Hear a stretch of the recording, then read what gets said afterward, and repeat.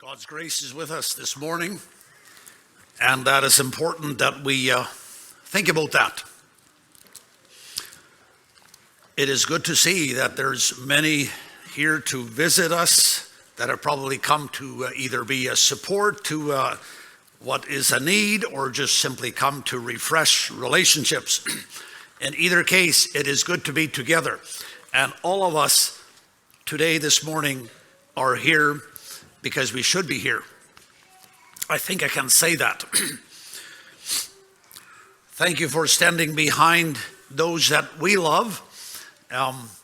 Somehow I sense there's a little bit of in the last 3 weeks, we haven't been around all that much. 3 weeks ago, we left for Mexico. We made that a ministry/family trip, and has been a blessing. Thanks for praying. We were, Marcela and me were in the mountains there with the married couples and had a good time with about 50 couples there to spend the weekend together listening to each other. The unplanned part of that trip was that my childhood friend, Bient Fea, died while we were there. And so I decided to postpone my flight home and stay for the funeral of my childhood and youth years, still till this day a very good friend. He's the son-in-law to Linda Penner, as we all know. Then we came home. I came home 2 days after Marcela and the children came home, and here was my good friend's home, burned away. That was another one to... sometimes you're in a situation where you don't know how to respond. You wish to be a support, and you wish to have the good words, and yet you find you're lacking the words that probably should be said. My heart went out, but I'm so glad to see you girls come and be a support to your mom and dad, and we want to continue to be a support in that. And that was the first few hours that I was back from Mexico, and then the next 2 hours we got the news that our children had spent a lot of time with the Gerald Reimer family because they boarded there while we were in the mountains, climbed the mountains, went swimming and all these things, and all of a sudden we had to deal with the news that Conrad had died in an accident on the farm, just like that. One weekend on the mountains, the next weekend plus a few days, Gilbert carried the coffin of his cousin. So we went back again to Mexico. So now we're back. All is good as far as that. But there's lots to heal and lots to recover. And pray for the Gerald and Darlene Reimer family. On top or besides this pain, they have a daughter that is also battling with health already for many years. As a church, I wish that we would continue to stand together. That I think is one of the greatest calls for us as church families, that we know how to stand together. We live in a good time. Prophetically thinking, we can expect times to get more difficult. But nonetheless, we live still in a very good time.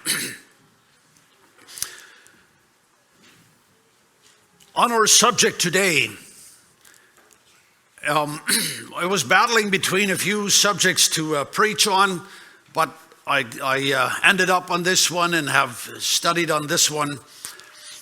And the topic today is family and home, the best opportunity. And when I say the best opportunity, I want to take the approach when we think of home or family life as that we view that as an opportunity. I realize, and rightly so, that you could take a different approach and look at it as a blessing. You could look at it as a responsibility, or you could look at it as a burden. God forbid, but sometimes that's the mindset we take. This morning, I want you to look at it as an opportunity. And what I mean with an opportunity is when we think of opportunities is you have something in your in your hands or in your control that you can do with basically as you please. An opportunity is that. It's not a burden. It's not necessarily a responsibility, although it is that, but an opportunity is a chance.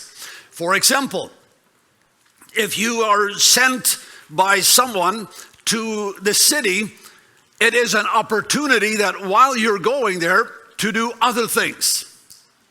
You could pick up a few other things just because I had the chance or I had the opportunity. You could, while you're going there, you have the opportunity to think of a lot of stuff. It's an opportunity. It's while something else is happening, you take the opportunity and you fill that, or you don't. And so thinking of a home life or thinking of raising a family, we want to take that approach. It's an opportunity. It's a time frame, and the time will come to an end and the opportunity will be gone. Just like as if you went to the city and then on your way home, you remember, oh, I wanted to do this. I should have done that. I could have done that. And you realize on your way home that that opportunity is not yours any longer. It's past. And so is family life, or so is your life. Those of you that are sitting here and you say, well, I don't have a family. I don't know if there's anything for me in this message. I trust there will be. I want us all to look at our lives, although the focus will be more on family and home.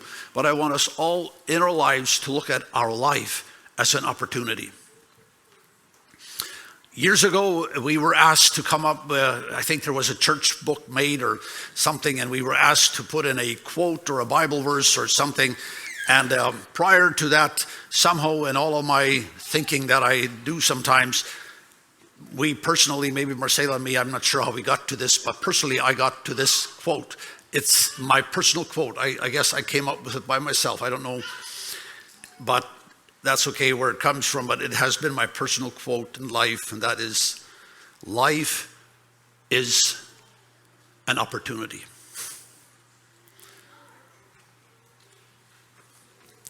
It's this way. Life is not a problem. It's an opportunity. We should never look at life as that my life is a problem. Your life and my life is an opportunity, and that opportunity will someday come to an end.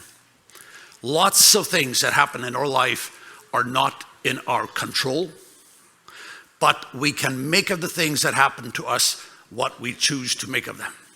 And that is in our control. When a shocking experience happens to you, the house burns down, your good friend dies, your son dies, those are things that we cannot control. And they're like that. There's so many things, so many things. We cannot control them, but we can control what we make of them. And today we want to look at that from the perspective of family. Now, we wouldn't say that you could not have controlled family. To a large extent, we could have. Many of us, or all of us, could have chosen just to never get married, and we with that could have escaped that, but that would not have been a good choice to make. We could have chosen to move somewhere else, and that would have impacted some of our life as well. But what we as parents could not choose was the children. Whether you had a boy or a girl, whether he would be a very active or the lack of very active, many of these things we could not choose. And that is good. It's so good that when we had our babies and God gave us the gift of children, that none of us could say, oh, we have 5 choices, we'll pick this one. Nope. They came and we took what came, what the Lord gave to us. And then as we raise our children, we find out sooner or later that, oh, this is different. This is something to deal with. And then we sometimes feel the responsibilities. Also, what we do sometimes, I was thinking about that as I worked on the messages, that we look at our family, or we look at our home situation with sometimes we look at it with a negative eye, or with a discouraged eye. Some of us might have even compared our own selves with others. I find that. I do that. If you do the same thing, then we're on the same boat. I like to come to church. I honestly do, and sort of just sit back and watch you people. I watch your family life, and I say to my wife sometimes that, wow, that is a good-looking family. In that family, you can tell things line up, and they are in well shape. You know what? Everybody well-dressed, clean, and well-behaved, and, just wow. And sometimes that discourages me, because when I go home, it is not that way at our home. It's not. Marcela and me, we stand here. It's not how that is at our home. We have our sharp edges, and we have our lacking, and we have our places that we are ashamed of. But on the other hand, we consider ourselves very blessed.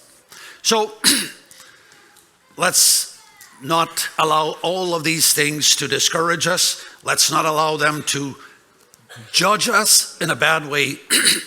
But we have an opportunity. And even in that, we have an opportunity to now go home, be discouraged, or go home and say, I have seen something, and I'm taking something home, and we will put it to work. Deuteronomy.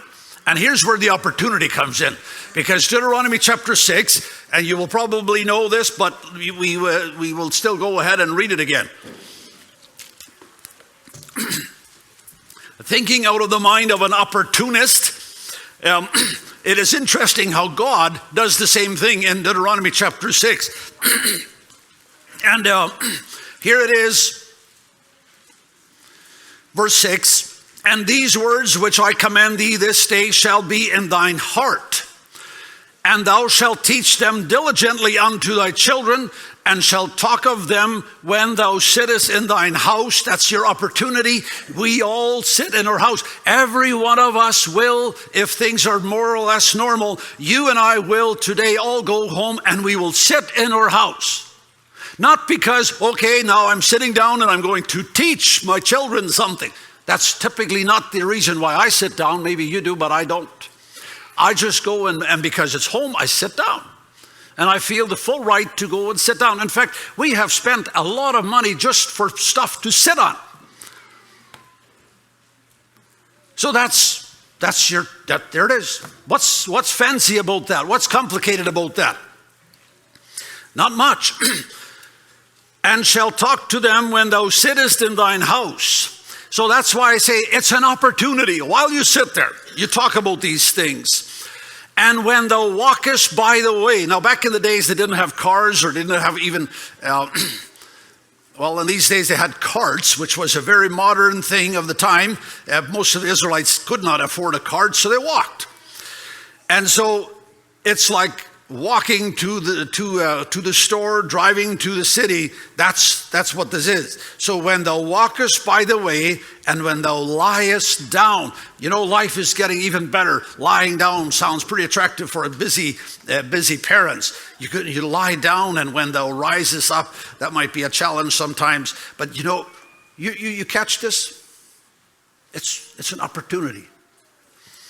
Too many times, we as parents look at child training and home life and family life as a seminar, or as a school, or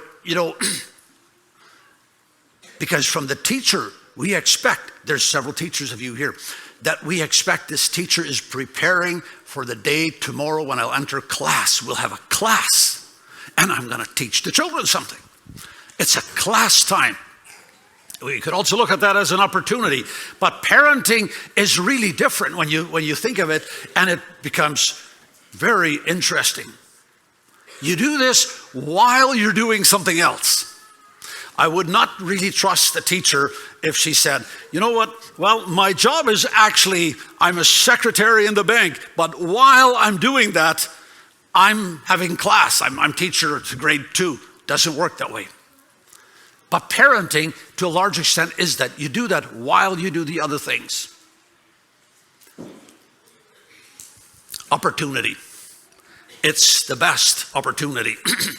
Good. We'll skip a few verses and go to verse 12. And because I think we are familiar enough with the scripture. So, while you were doing all this, you went to the city and you sat down on your chair and you lay down and you rose up and you had life. You know, it was just life. Then comes verse 12. Now you have to remember that between verse 7 and verse 12, there could have been many years. So now verse 12 comes along. So some of us, we started our homes back in the time and we struggled financially. We had a hard time. Some of you might be in this right now where you don't, you go, you know, you count your money very carefully because it is a struggle to survive. Well, nobody's there, but you know, sometimes some of us, we find our finances pressing. And that's a good place to be. Because verse 12, now we have even conquered that stage. Now we have a garden, we have fruit trees, we have cows, we have things, it starts to flow well, okay? So now we have reached what we were working for in life. Can you identify with that? We are working towards where we hope income will be better. Just a few weeks ago, a young man, a father to a few children, he asked me, because I said to him, I said, you are in the midst of this time where it's going to be a struggle, or not a struggle, it's going to be hard work to just make the bread on the table. Just be aware of it. It's not changing in the next 2 weeks. You are in the middle of that time, and all the best to you in that. And then he had the question. He said, Ronald, how long is it going to be like that yet? And I said, well, in your case, it's probably another 15 years till you come to verse 12. But now we are in verse 12, and most of us are in verse 12 already. We have to add verse 11 in order to get the picture. And houses full of all good things which thou fillest not, and wells digged which thou diggest not, vineyards and olive trees which thou plantest not. When thou shalt have eaten and be full, then beware that lest thou forget the Lord. Oh, the good times that we tend to sometimes sacrifice our opportunities for because we want to reach this place of good living or high living. Then we come to a place where it says, beware, lest thou forget the Lord, which brought thee forth out of the land of Egypt from the house of bondage. You know, beware. You could come to a place where you would forget. Okay. Have you ever been in school and the grade 3 teacher comes into class and says, you know, I totally forgot that we would have class today. Sorry, I am here. I'm unprepared. I forgot about this thing. No, because it's a class time. So the teacher is hired to teach class whatever. But parenting, you do things as you go. And as you go, you can forget. And God seems to see that. As we go through life, we would all of a sudden forget. We would have become sidetracked. And the whole deal of going through verse 6 and 7 would have become forgotten. What a disaster. We jump to verse 18. And thou shalt do that which is right and good in the sight of the Lord, that it may be well with thee, and that thou mayest go in and possess the good land which the Lord sware unto thy children. This is what you shall do. You shall do. It's future. You shall do that. Coming to verse 20. And when thy son, and here's now the good time. We have, you know, Marcela and me have reached this grandparent stage. It's a good stage to be in. And so some part of us already knows a little bit what it is to let go of a child and realize that opportunity is gone. It's past. You know what? We were in the city. We are back. We won't go again.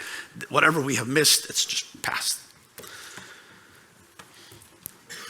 But while we're in this opportunity, and these verse 20 opportunities happen, that is the opportunity that we all hope that we have prepared for.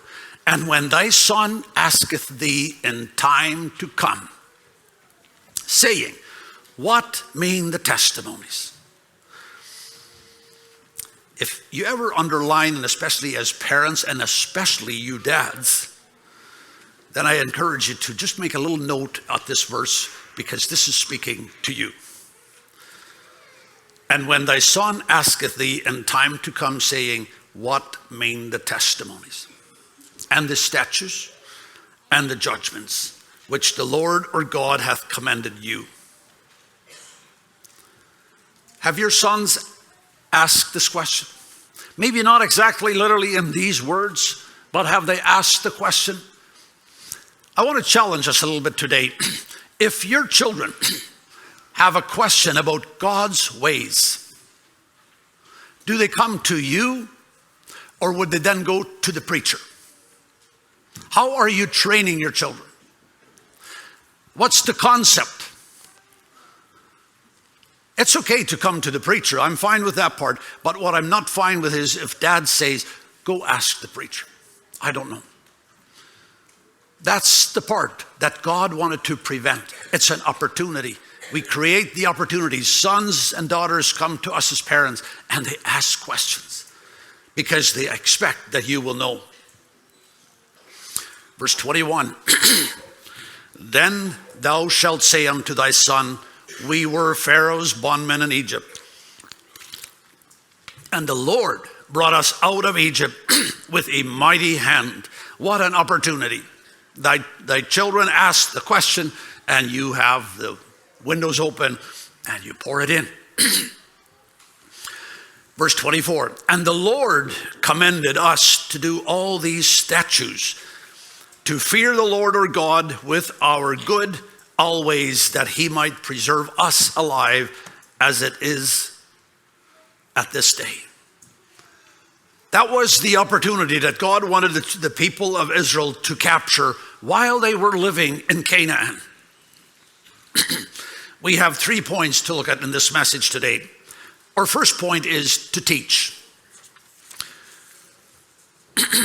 I'm sorry, there's a few more points. There's short points. But the first point is to teach. So as children, as parents, we do this, as I already said, it's not a class time. It is not something that today we'll get lesson 1 done, and then tomorrow we can get to lesson 2. In parenting, that is sometimes a little bit discouraging because you taught that and you realize 5 days later, oh, we need to teach this again. And sometimes you need to teach it a few times till it catches on. Whereas in school, you just turn the page, tomorrow we're in lesson next. And then eventually by the end of the year, the class is complete. And it's easy to check off, and it's good, like it's all good. But parenting is a different. It's teaching as we go, and we don't know when we graduate. There's never graduation day, and there's never class 1 or class 2 day. It is as we go through life. So as children, as parents, we have a vision for our children. We look at what's their future, and then we look at the issues of today's living. How is this going to impact my children? Should I give them a lesson on this, or is this not worth to talk about? A few things that I have marked down as Christian parents that we need to teach our children is, number 1, that they develop a good character. I think it was in my last message that I had here, the importance of social skills as Christians. This is similar to that. Teach our children to have a good character. Again and again, I find out that as people from outside of Christian circles watch Christians, they watch that through our character. If it's an unpleasant character, they are not curious. They don't want to know what kind of religion you have. The unpleasantness of the character already turns them away. But a pleasant character, a good behavior, is attractive, very attractive to a seeking person. If you will look at your own life, and I'm looking at us as parents or us as men today, what you will notice very often is that we as men, and just take note of it, give it some thought.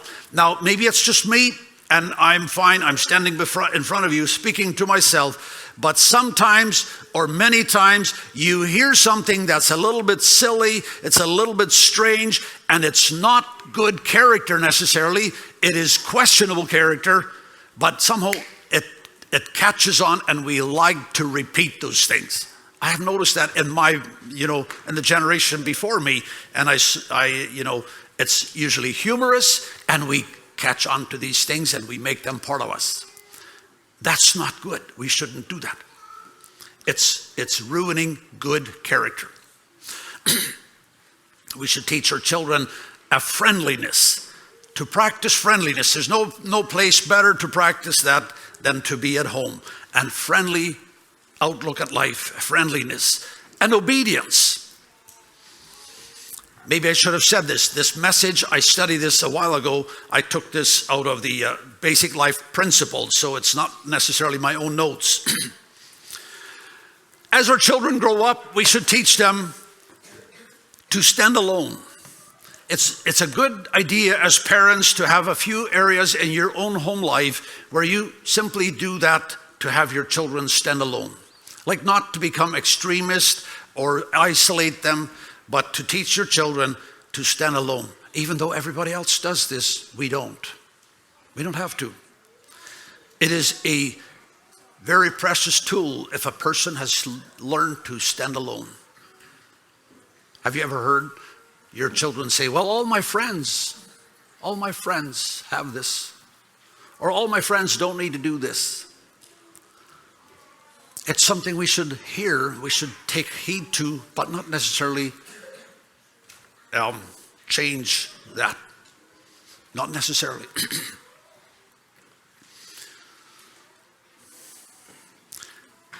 What we often miss to think about, a child that has learned to stand alone is a child that will not be bullied around as easy as a child that is just always going with the flow.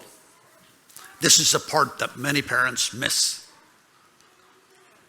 I hear this more from adults, that people have the feeling, oh, I'm just being manipulated, I'm being used, I'm being pushed into corners. Well, we want our children to not experience that. And part of that is to teach them how to stand alone, being strong and happy. The next thing we want to teach our children, what we hope to have attained by the time the children reach teenage years, that they are taught. A plautigt dem would beside is en fan beliet. It is here where we want to have our children a good understanding of biblical wisdom, how to apply wisdom. You know, sometimes you will have to tell your children, you're smart, but you're not wise. And we as parents, many times we have a hard time between teaching smartness or wisdom. There's a very good chance that your 13-year-old child is smarter than you as a parent. That's something that we shouldn't allow that to minimize us at all. It is actually an honor to realize that my sons and daughters are becoming smarter than me, even in their young ages. And sometimes as parents, we struggle with that because we find out he or she is so smart.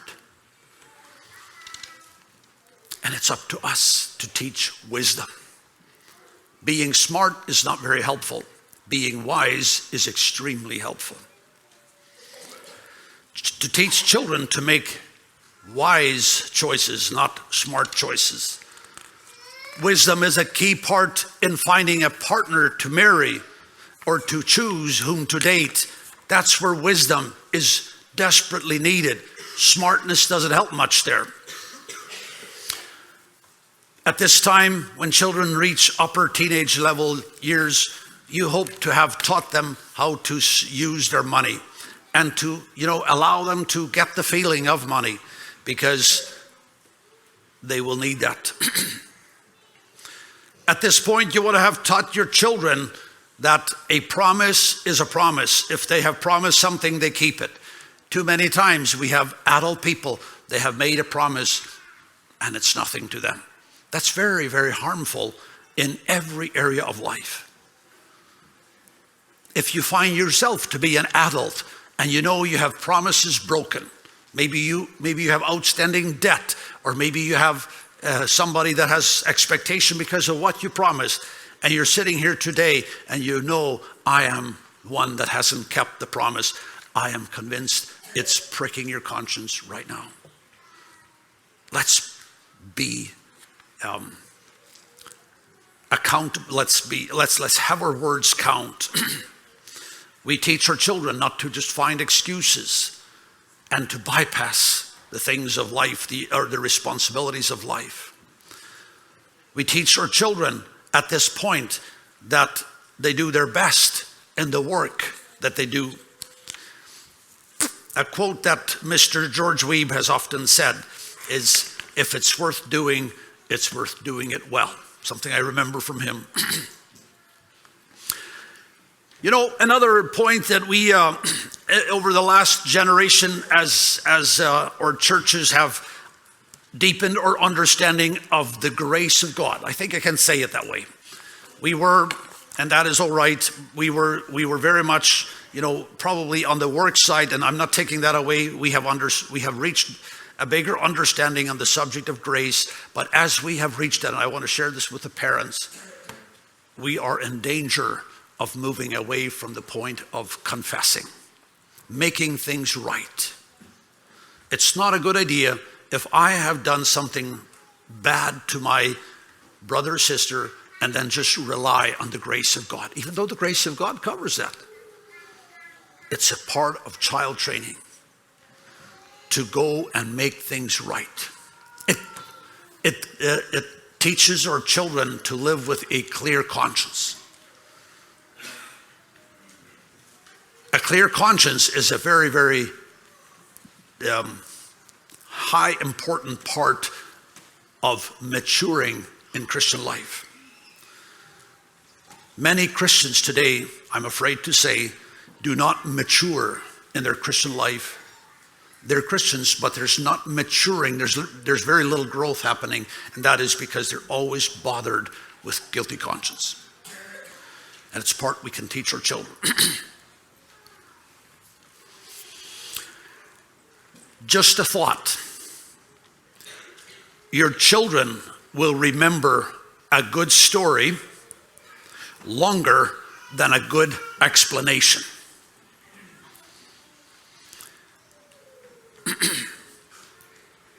Children will remember what they have seen of you longer than a good story. Children will remember your personal experiences as you share them longer than what they have seen of you. Children will remember your praise longer than your name. When children have forgotten everything, they will still remember one thing, and that is that you love them.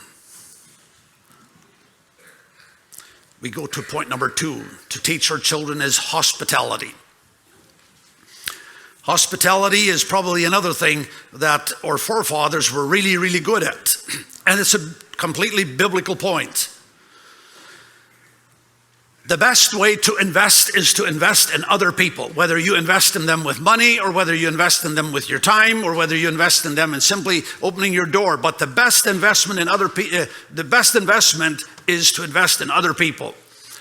This is often done by inviting people into our homes. Hebrews 13 verse 2 teaches us that, to be hospitable. Or 1 Peter 4 verse 9, these were things that the apostles saw as a great need in the first generation church, that they should learn to be hospitable, open-minded to invite people into their homes. It's visitors that have often given the reason for families to work together for a common goal, and they did it together. A few good things to teach your children, just simply as a respect in your home, is to teach your children little things like nobody starts to eat before mother or the sisters. Whoever made the meal is ready to eat. You know, sometimes we are all called to the table. We all have a good appetite. And mom who made the food has a few items missed and she has to go back and put them on. As dads, you know, you teach your children, nobody takes a bite before mom takes a bite. Sometimes that helps your children to become on board. Oh, I could do something to speed up the process. You know, the worst thing that could happen in a situation like that is to all of a sudden start to criticize mom or the sisters for not being there on time with all the goods. It's a good little thing. We noticed that years ago as a family, we were at a place where they were hospitable, so they had invited us, and we went there, and all of a sudden, I think it was our family, we realized we were the only ones eating. They were still not eating, and then they burst out laughing, and it was a well-known couple, and they said, well, that's the policy at our home. Nobody eats before mom eats, and in this case, I guess it were the visitors eating, which was us. Or everybody stays at the table till all are done, because it gives a common time together. Now, these are not necessarily spiritual points, but they're opportunities that we can capture, and children learn a respect. As a family, and I want to encourage every one of us, as your family, as your home, see yourself in a time of making tools. I had a good conversation with a young man just a few days ago, and he was talking about mission work, and I said, you have the tools that many of these people don't have. Look at yourself as being equipped. Hospitality gives our families reasons to develop these tools. It gives our families reasons to have a home or a house that is prepared for visitors. It is the pre-work for mission work. My last point, and that is mission. As a family, we want to early develop a vision for mission. Something that we see in many homes has started, and children come out with a mind of mission. This was, and when you look at the early church life, some of you have studied this much better than me, but the details of the early church life, and you'll catch there was a great emphasis on mission. They opened their homes. Paul went, and you just read it for yourself and you'll find, and he went into the house of so-and-so. So there was a mission in that family, in that house. And that is what we can do so much about. As parents, it's a golden opportunity to involve your children in mission, a home mission. I wish, and I know that a lot of this is here, but if somebody would ask your children tomorrow at school, as the children would interact, and the children would ask, so what's the mission in your home? What are you doing as a mission? Yeah, there's all kinds of mission. The church has missions, a mission organization. But in your home, what's your mission? And then the child would say, you know what? In our home, we have this mission. We, as a family, we are sending finances to a child by the name so-and-so. You could have that. Or in our home, we have this mission, and mom is going out and she is speaking, talking, interacting with, widows in the community. In our home, we have this mission where we invite a strange family to our home from the neighborhood, and we bond and we interact with the non-Christians. Or we have, our mission is this way, that whenever Sunday lunch comes around, we try to have somebody in our home every time. The missions could vary a lot, but we do this. It's in your home where Bible studies will begin. It's in your home where Sunday school classes become active. It's in your home where testifying and testimonies become active. It is in or it's out of your home. It's out of our home. It's out of our opportunities. And you know what? This is technically not a church thing. It is a home thing, but it is because of your home, our homes, that widows and fatherless and lonely people get visited. Have you ever thought about it? So many things today we would like to say, well, that church doesn't do that, our church doesn't do that, or our church does that, or our church does that. Well, I think terminology is probably the only difference. But the reason that our church has either lonely people or that the lonely people are not lonely is because of the homes. It is entirely an opportunity in your control. It's not a church thing necessarily. It is your thing. It's our thing. It's an opportunity that I either capture or I just let it slip by. There is so many of these opportunities that we as homes have. And what are you doing with them? Are we capturing it? You know what? While you live, while you go on, do these things. It's like it said, while you sit down or while you lay down or while you walk on the road. It doesn't sound like you need much of a seminar in order to get to this. It's an opportunity that you and I can take. It's whether you take it or not where the big difference comes in. God is on your side, and let's go for it. Can we stand and let's pray?